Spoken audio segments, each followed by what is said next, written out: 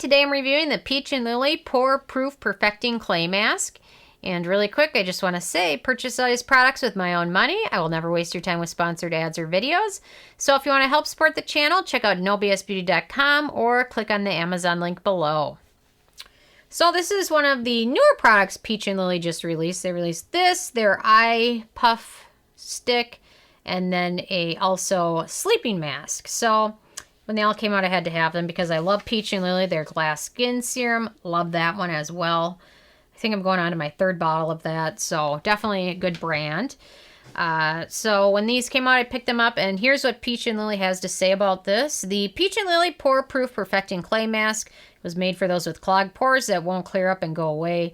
This powerful yet calming mask uses kaolin clay to help draw out even the deepest impurities, as wild cherry, strawberry, and licorice root extracts help purify and minimize the appearance of pores.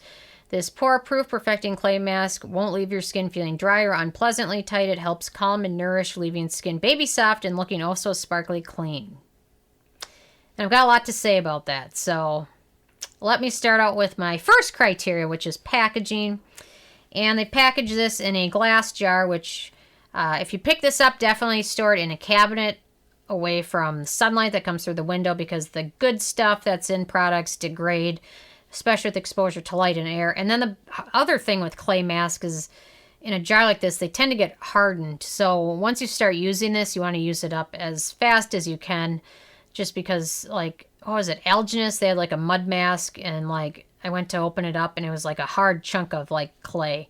So clay is also prone to dry out faster as well. So that's why a tube packaging or an airless jar would have been better for something like this. But anyway, so not a huge fan of the packaging, although it's simple and nice and recyclable. That is a good thing. So my second criteria is alcohol, and this does not contain denatured types of alcohol. It does contain one good fatty alcohol, which is cetearyl alcohol, so that's a good thing for your skin.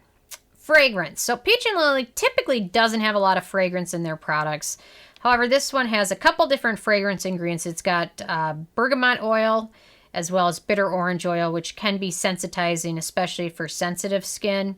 So although thankfully it's a rinse-off product, so it's not going to spend a whole lot of time on your skin. It doesn't have a lot of time to irritate it, but still, if you have sensitive skin, still do a patch test before you use it. So it would have been better without those. It really didn't need it. They aren't that noticeable, but still could pose a risk for sensitive skin. So just be a little bit careful with that. My fourth criteria is the manufacturing location, and this is made in Korea, like pretty much everything from Peach and Lily, so I have no issues at all with that. Ease of use. So they recommend using this. Apply a thick layer of this to clean, dry skin.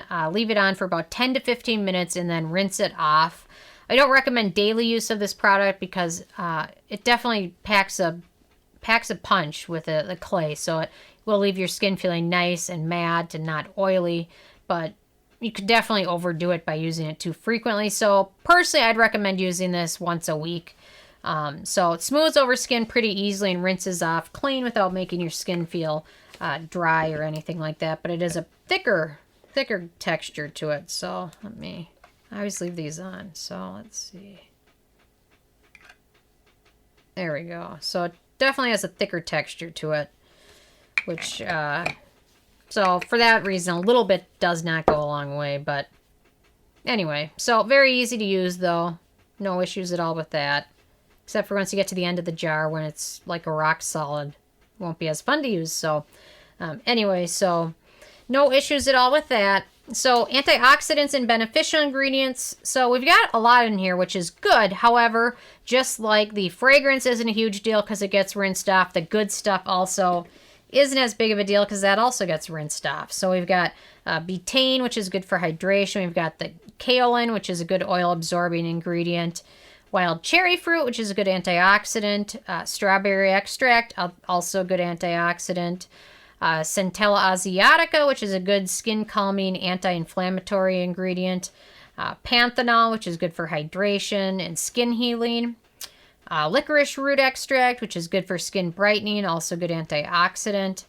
Then we've got Eclipta prostrata extract, which is also known as false daisy, which I hadn't really heard much about. which is apparently also a good antioxidant for skin and also good skin calming. So anyway, so some good ingredients in there, which is nice to see. In terms of animal testing, so Peach and Lily is cruelty-free, and this product is also vegan and gluten-free. So it's seeming to be, a lot of products are becoming vegan, so that's good to see. It just makes it able so more people can use it. Performance. So it definitely does a good job absorbing oil without leaving your skin feeling dry. I think I would have been more impressed with this had I not purchased this on the same order, which is the Cetaphil, let's see, Cetaphil Derma Control Purifying Clay Mask. This one, it was less than half the price, more than half the price less. It's like $16. Does that make that more than half? This is like $43.6. It's like way cheaper. I'll say that. And this one pretty much does the same thing as this one does for like way cheaper, like I said.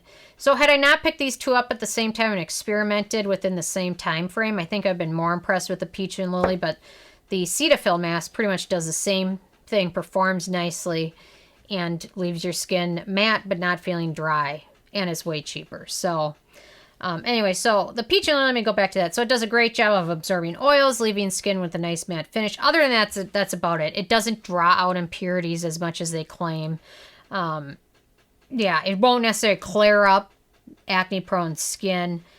You definitely will want to add things into your routine that this really can't do in 15 minutes to clear up acne and things like that. So performs in terms of just the oil absorbing very nicely. Other promises, acne-prone skin and things like that, are promises that they really can't.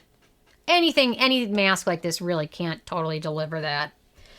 Okay, so my ninth criteria is the price. So this is the full size, which is 2.7 ounces, and it retails for $43. So it is pricey, especially since this mask just came out that does pretty much the same thing for way less. That's what we figured. So, and then in terms of the it factor, it's a decent oil absorbing mask, not the best packaging. Price is also steep for what it is. Wasn't totally wowed by this like I have been other Peach and Lily products.